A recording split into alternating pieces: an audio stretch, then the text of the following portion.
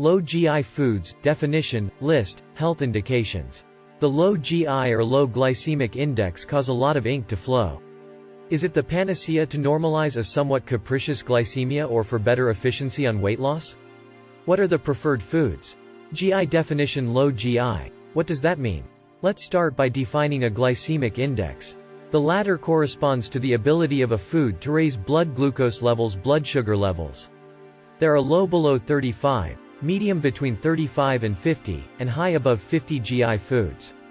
Low GI foods have the sought-after particularity of raising blood sugar very little. You understood, they are therefore very interesting. Contrary to popular belief, this has nothing to do with the speed of absorption but with the blood sugar level after absorption. If a food is plain and accompanied by other plain foods, its GI is low. List of low GI foods. Low GI foods to put on the menu are cereals and unrefined cereal products, fresh fruits and vegetables, oleaginous fruits, walnuts, hazelnuts, etc., legumes, etc. Note that not all low GI foods are devoid of fats, like oleaginous fruits or oil, which despite a low GI are very caloric. Moderation is therefore in order.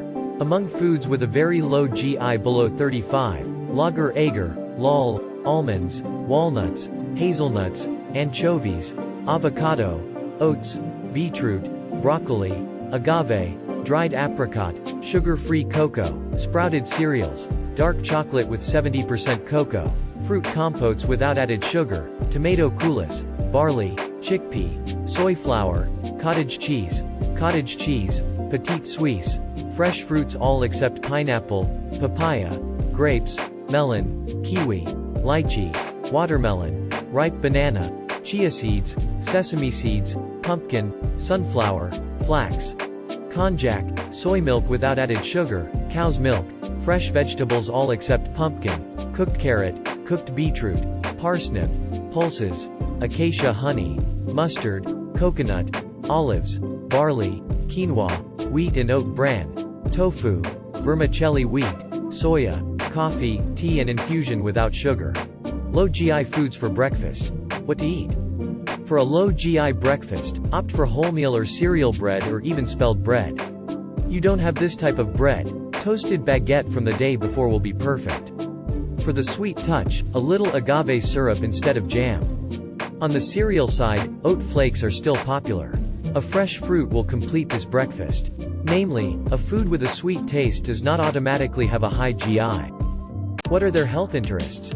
Foods with a low GI mainly help to avoid spikes in hyperglycemia that are harmful to your health. Blood sugar does not rise rapidly as it does when eating high GI foods. By consuming these foods, we avoid the storage of fat so dreaded by people concerned about their weight. But also a plus for diabetics who need to better balance their diabetes. Some studies show an impact of the consumption of low GI foods on the lipid profile by increasing the level of good cholesterol. What benefits? Low GI foods for weight loss.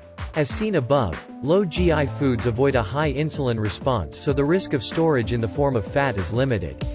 But be careful, if the quantity of low GI foods is much too high, the quantity of glucose present in the blood will be high, so bad calculation.